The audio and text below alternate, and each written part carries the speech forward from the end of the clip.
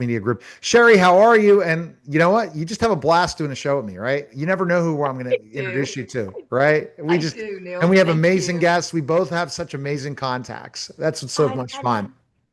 well, I have been so eager to have our guest on today, Dan Bolton.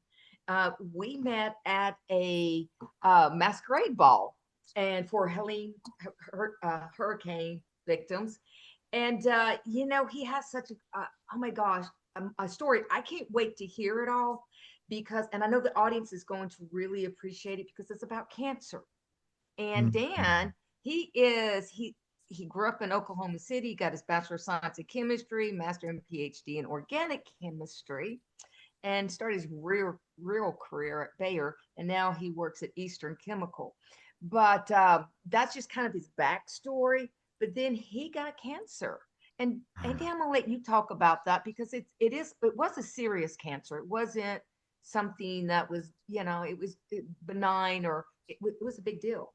Correct. Oh, yeah, it was. I mean, I don't know of any cancer that's not, and it's always something that no one ever learns about until you actually get that diagnosis. I mean, nobody goes out and says, "Gee whiz, I'm going to learn about cancer today," and some of the things they do for Thank it. you. But it was yeah. So I had HPV, a cancer caused by the human papillomavirus, and it was in the base of my tongue. I don't know if you can see me, but base of the tongue means it's way down here. So that's not one that they can scrape off. And so, I found it one day in the shower, feeling around in my neck, and I felt a lymph node. So that was a pretty good wake up call on trying to figure out, listening to your body and paying attention. So that's how I found it, and that's what I had. Wow. And I mean, Dan, and I remember having another guest on that really, it really was late in the process and he ended up living through this. How close was it caught for you, Dan? It was by normal cancer staging, it was stage 3, which means Wow. that it has passed my midline. So I had 2 lymph nodes that were affected, and of course the main tumor on the base of my tongue. So, and you also learn about things like staging whenever you have cancer as well, which is kind of a weird thing. Now, left Yeah. untreated, of course, that goes that cancer can move wherever it needs to because it was already in my lymphatic system. So you started with the traditional treatments Correct. and then you stopped. Why?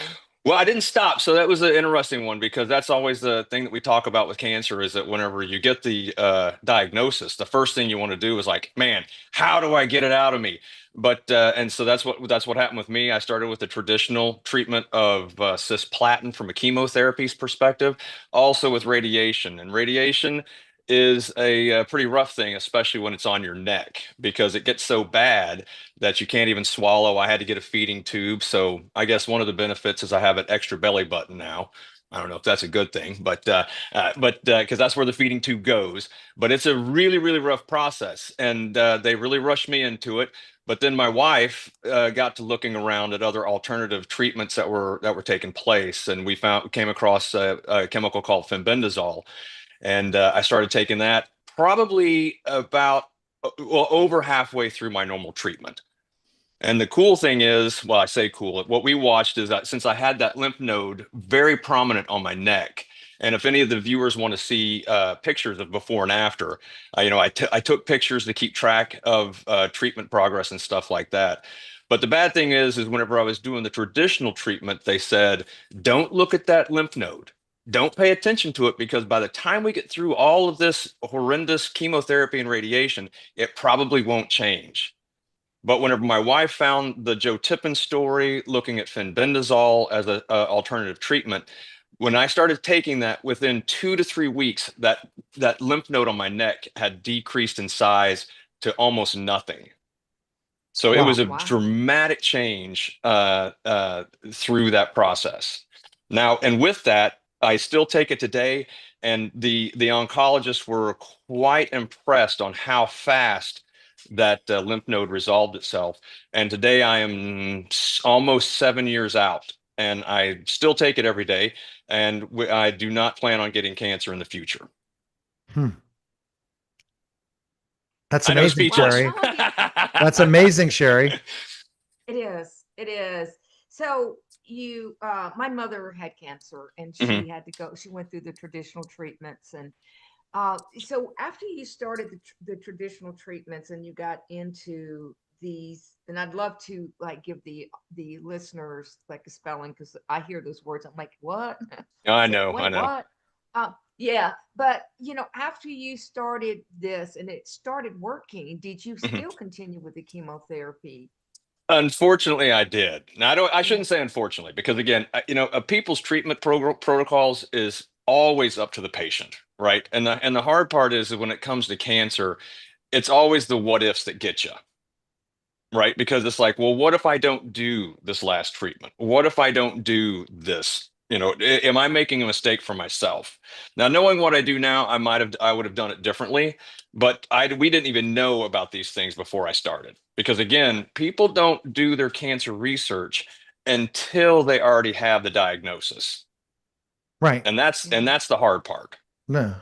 But Why? one of the Well, but one of the things, And then why don't we? And I think that that's the biggest thing is Dan is really working on our health system is going to fail us in so many ways. It's not their fault. It just is not set up for people who want to get healthy. Our well, and healthcare it's system is not set up for that, or to treat people who aren't healthy correct, because it's so broken. And right? there's Well, not, yeah, yeah. and the hard part is that they all teach out of the same book. Right? People always, whenever I went and got a second opinion, like most people do, guess what? They already knew what I had. The treatment plan has already been predetermined. So no matter what physician you go to, they're going to have the same treatment protocol.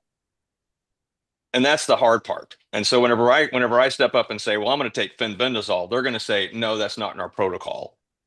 And that's the hard part from the medical system. I'm not throwing stones at the medical system, but they all have to follow the same rules, which makes it very difficult for patients to actually improve over time. Yeah. well, and here you said fembendazole. It starts with an FENBENDAZOLE, high dose vitamin C, Mhm. uh, artemisinin. You're the chemist. How do you say? Artemisinin, very good, Sherry, very good. Artemisinin, which comes from the Thank you. wormwood plant.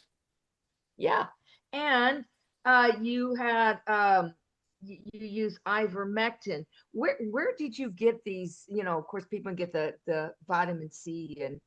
and at the store. But where would you get the fenbendazole and the artemisinin? So artemisinin is it's a natural product. It comes from the wormwood plant, and if you can actually grow wormwood, it grows very well. It's easy to grow. It tastes horrible. If you look in Revelation, it says the wormwood bitter to water. It is horribly bitter. But you can get those on Amazon. I mean, those are natural supplements. The fenbendazole, there's several manufacturers out there. I don't know if we should give company names. Can we do that? That's fine. Do it. Okay, we actually use the Happy Healing store. We have no ties to them, but being a chemist, there are lots of places to get a fenbendazole, but that's one I actually sent to a lab myself to get it tested. And if anyone wants to see the report, I'd be more than happy to share. Spent my own money to do it, and that one came back 100% pure fenbendazole. Wow. And research is how you figured this out. Correct. And Well, that's it's the problem. Go ahead. Well, the thing is, whenever we learned about it through Joe Tippins, and people can look up Joe Tippins, but there was very, very, very little clinical research on these chemicals. However, that is starting to change because there's several chemicals within that bendazole family, like fenbendazole, mebendazole, and so forth. But they're actually doing a lot of clinical studies on those now, and they're showing the promising research around anti-cancer activity. Wow. And is this stuff FDA approved? The answer is no, right? Well, that's an interesting one, right? Because there, as I mentioned, there is a mebendazole. Now, fenbendazole, and of course, being a chemist, I looked it up, and the differences are very subtle. And the pharmaceutical industry plays this game all the time. The best example that I like people to think about is like Levitra and Viagra. And we both know what those are for, right? Erectile dysfunction. But if you look at them chemically, they are very, very, very, very similar, but they have the same effect. So we have fenbendazole, which is FDA approved or approved for animal use, And then we have mebendazole, which is approved from the FDA for anti-worming for people. So if you were to get pinworms or other kind of parasites, you would be prescribed mebendazole. The big difference is mebendazole costs about $400 a dose, and fenbendazole costs about 50 cents a dose. And we're seeing that in our pharmaceutical system right now. If Correct. you're going to get, but are you going to get prescription, Sherry? No, you're not Yeah. going to. Me, I take fenbendazole. We've seen people take mebendazole. It's very, very expensive, and you get the same results. I mean, we've seen people with stage 4 liver cancer go to nothing. We've seen people with PET scans where they had lung cancer with purely affected lymph nodes. I mean, clearly from a PET scan, they take fenbendazole for several weeks. They go to have the lymph nodes removed. There is zero cancer in those lymph nodes. Wow. This But the is good thing amazing. is they're starting to do the clinical studies to show that fenbendazole and mebendazole do have this anti-cancer activity. wow, Sherry. It's amazing. This is amazing story. And It is. where like after you heard about this, that's why you had to get him on, right? Oh, Oh well, yeah. I mean, yeah. oh, and I appreciate this because one of the things that, one of these things that we learned. I mean, I got, again, HPV, considered a sexually transmitted disease. I am not a promiscuous person. I've been married for close to 30 years. I have no reason to do that, but it came actually from an endoscope. Oh no. Wow. So How did you whenever find out for sure? Well, because timing. We're racking our brains saying, how could I be exposed to this? And with HPV, that's one of the most common forms of tongue or throat cancer in men, especially those who don't smoke. But whenever I had an endoscopy back 12 years ago, before 2019, and that's about the time frame that it takes for HPV to present itself as cancer. So doing the math, counting back, and that is exactly the time frame that I got an endoscope. And the thing is that endoscopes and also from a colonoscopies, these things are very difficult to be cleaned. In fact, there was a recent article that showed that cleaning does not actually kill most viruses on colonoscopy scopes and endoscopes. That's not Oh good. wow. That's No, it's horrible. horrible.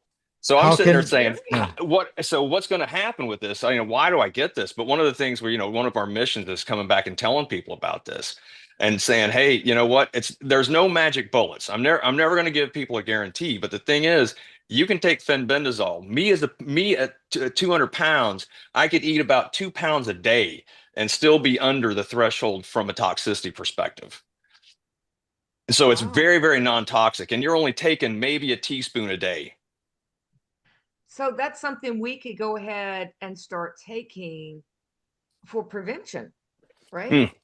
Well, I take it every day. My wife takes it twice a week. She's never Okay. had cancer. So All from right. a Wow. prevention standpoint, again, no guarantees because there's no real studies for it. Right. But it's less toxic than ibuprofen, and Right. we take that every day. Did you ever talk to Dave Asprey about this? Your story?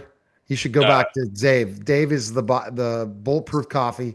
He's all about biohacking and living longer and longer life. But he takes so many of these different things on his own all the time. But mhm. something to reach out that story and tell him that because Dave is all about preventing so he can live to 180. So he's seeing all these different story and he's taking some of these things like this. I'm Yeah, sure he knows of it, but it'd be interesting to get that feedback yeah. from. I mean, I'm willing to talk to anybody. I mean, I'm hoping because that's what I want. That's what I want to happen. I mean, I want people to know that there are things out there. That's not. I'd like to see more and more people try it, but instead, we're so brainwashed by our medical community. We have to do exactly what they say. Well, And that's going to end soon because of AI. yeah, I and I really want believe people. it. Yep, I agree with you. And I want people to start to recognize that you as the patient have the say so. You have the final say. And instead of the medical gaslighting that we go through. Exactly. And Exactly. it's terrible. And the experience of going to a doctor nowadays is just terrible. And at one point, the insurance company's going to have to find out this is over. You Yep. cannot create the system like this anymore, Yep. especially when AI is getting diagnosis is right 80% of the time better than, according to New York Times, compared to doctors. Doctors can't help it. They're not God. No. And we have to take hold of our healthcare. And I'm glad, Dan, you're able to put this out there. Go ahead, Sherry, with your point before we're finishing off. This topic's unbelievable. It is. It is. And, one thing that you do enjoy, right, is you like reviewing and challenging current ideas.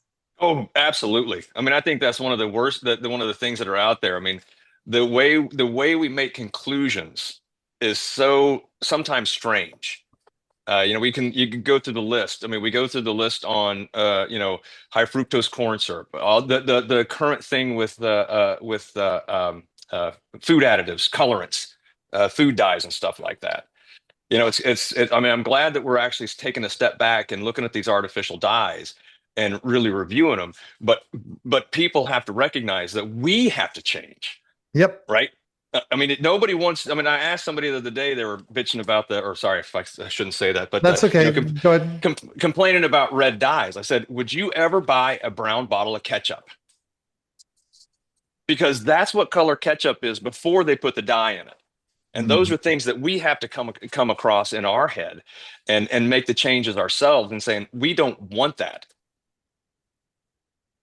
Well, you have a great mission. Is there a place, Dan, people could check you out and find information on you?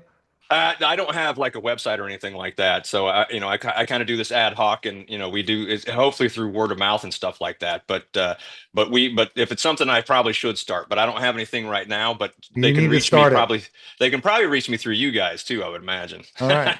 Well, appreciate it. Well, Go to I've Storehouse got, Media. Here, go. and I've got the day job too, so I've got to work that out. Yeah, go to storehousemediagroup.com to find out information on Dan Bolton. Appreciate it, Dan. Thank you, sir. Thank And you, thank you. I enjoy it. Thanks for the time. all right. All right.